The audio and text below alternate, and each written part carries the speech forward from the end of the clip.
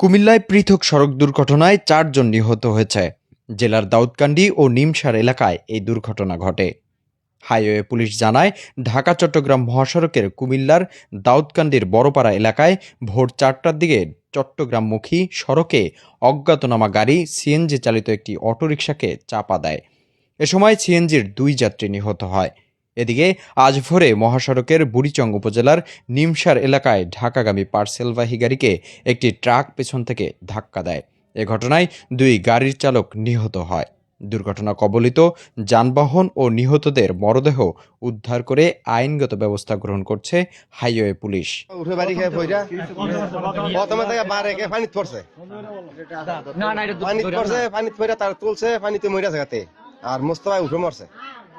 গাড়িটা বাড়ি খেয়া উঠে আসিল আর একজন গাড়িতে নামছে আর গাড়িটা শুদ্ধ লয়ে গেছে। কি নাম আপনার? আমার নাম জামাল। দুজন ঘটনাস্থলে মারা গেছে। হ্যাঁ।